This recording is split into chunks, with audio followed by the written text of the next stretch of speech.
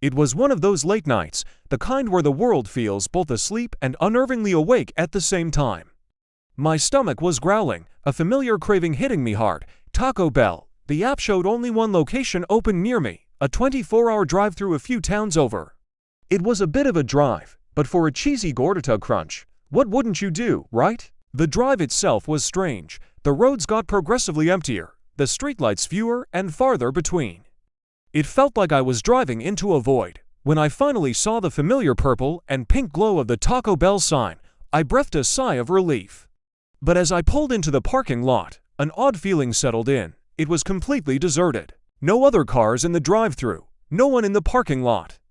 Just my headlights cutting through the darkness. I pulled up to the speaker box.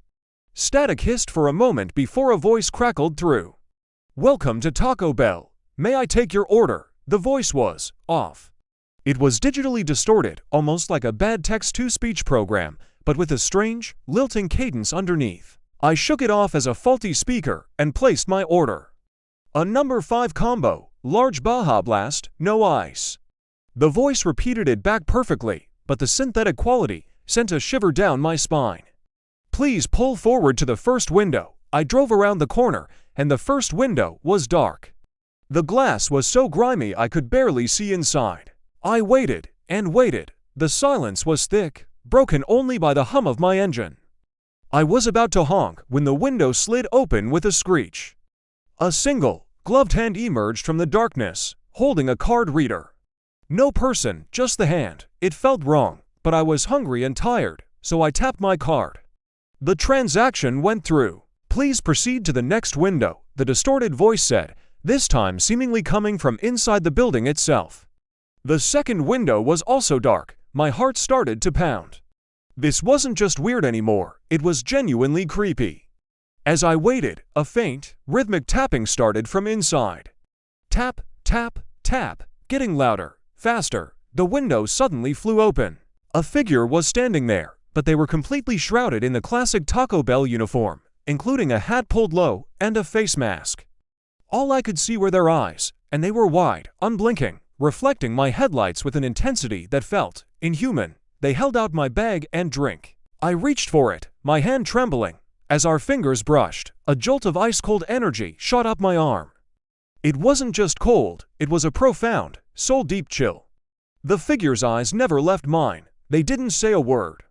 I grabbed the food, mumbled a thank you, and slammed my foot on the gas. I didn't look back. I just drove, my heart racing, the bag of food sitting on the passenger seat feeling like some forbidden artifact.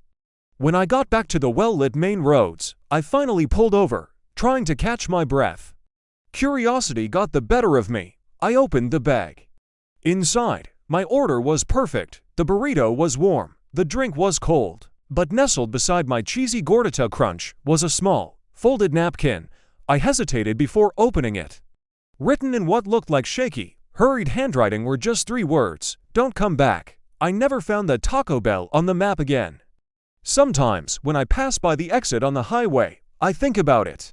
I think about the distorted voice, the single hand, and those unblinking eyes. And I wonder who, or what, is serving up late-night cravings in the middle of nowhere.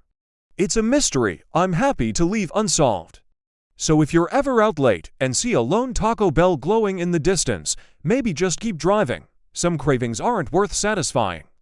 Thanks for watching, and don't forget to like and subscribe for more strange tales. Stay safe out there.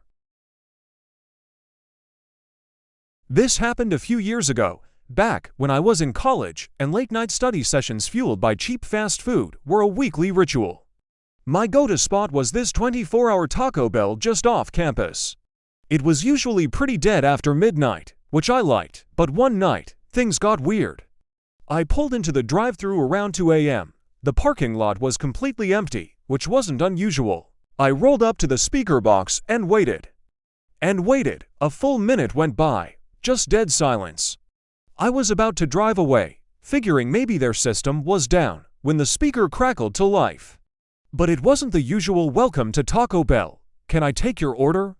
It was a voice, low and raspy, just humming. A strange, off-key tune. It was so unsettling. I leaned closer to my window and said, "Hello, anyone there?" The humming stopped. A different voice, this one sounding weirdly cheerful, almost manic, chirped, "One for the road." It wasn't a question, it was a statement. I felt a chill run down my spine. I should have just driven off, but I was sleep-deprived and hungry, so I stupidly mumbled, yeah, can I get a Crunchwrap Supreme and a large Baja Blast?" The cheerful voice giggled, coming right up. "Just for you." The word "you" was drawn out in a way that made my skin crawl. I pulled up to the payment window. The window slid open, but nobody was there. Just a hand, pale and thin, sticking out from the darkness inside. It snapped its fingers expectantly. I quickly handed over my card. The hand snatched it, the window slid shut, and I was left staring at my own reflection in the dark glass. A few moments later, the window slid open again. The same hand pushed my card and a bag of food out. I grabbed them and was about to speed off when the first voice, the raspy one, whispered from the speaker right next to my car, "Enjoy the Last Supper." My blood ran cold. I floored it, not even daring to look back in my rearview mirror. I got back to my dorm, my heart pounding in my chest. I threw the bag on my desk, my appetite completely gone. Curiosity got the better of me, though. I had to know what was inside. I cautiously opened the bag. My Crunchwrap was there, but it was different. It was perfectly wrapped, almost to perfect. And written on the wrapper in what looked like red sauce were the words, "See you soon." I threw the entire thing in the trash, bag and all. I never went back to that Taco Bell again. A few weeks later, I heard that it had closed down permanently. The official story was something about health code violations, but I always wondered, who were those people working there, and what did they mean by Last Supper? To this day, the sound of a drive-through speaker crackling to life gives me a shiver. I stick to cooking at home now, especially after midnight. Thanks for listening to my story. If you have any creepy late-night experiences, share them in the comments below. Stay safe out there, and don't forget to like and subscribe for more spooky tales. Have you ever had one of those late-night food cravings that just won't go away? For me, it was Taco Bell. It was almost midnight, and I was driving home after a long shift. The craving for a cheesy gordita crunch was so intense, I decided to take a detour to the 24-hour Taco Bell just off the highway. It was one of those older, slightly run-down locations, sitting isolated under a single flickering streetlight. The parking lot was completely empty, which felt a little odd, but hey, more tacos for me, right? I pulled up to the drive-through speaker. A staticky burst of noise, and then silence. I waited. "Hello," I said, leaning closer to the speaker. Nothing. I was about to drive away, thinking it was closed, when a voice crackled to life. It was low and raspy, like someone dragging their nails across a chalkboard. "Welcome to Taco Bell. What can I get for you?" The voice was off, slow, deliberate, and with a strange, almost sing-song quality at the end of every sentence. I tried to shake off the weird feeling and placed my order. "Two cheesy gordita crunches and a large Baja Blast, that will be $7.66, the voice rasped. "Please ... Pull forward." The way he said "pull forward" sent a shiver down my spine. It sounded less like a request and more like a command, a dark invitation. I took a deep breath, told myself I was just tired and hungry, and eased my car toward the pickup window. The window was dark. I couldn't see anyone inside. I waited for what felt like an eternity, my engine humming in the unnerving silence of the empty parking lot. My eyes kept darting to my rearview mirror. The street behind me was completely deserted. I was alone out here. Finally, the window slid open with a screech. A man stood there, but he wasn't looking at me.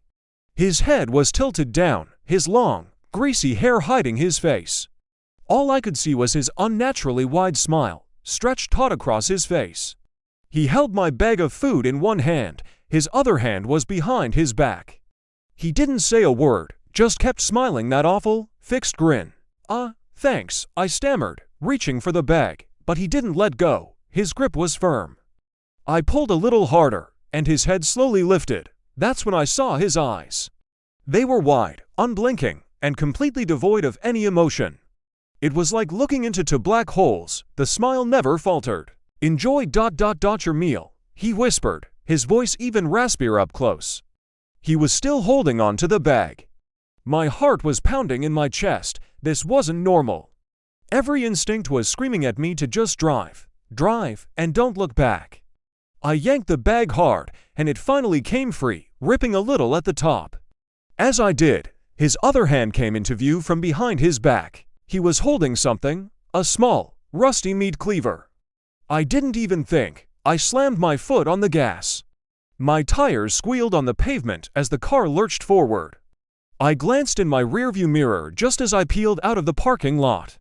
He was still standing there at the window, that terrifying, empty smile plastered on his face, holding the cleaver up in a small, mocking wave. I drove all the way home without stopping, my hands shaking so badly I could barely grip the steering wheel. I never ate the food. I threw the whole bag in the trash as soon as I got inside and locked every door and window in my house.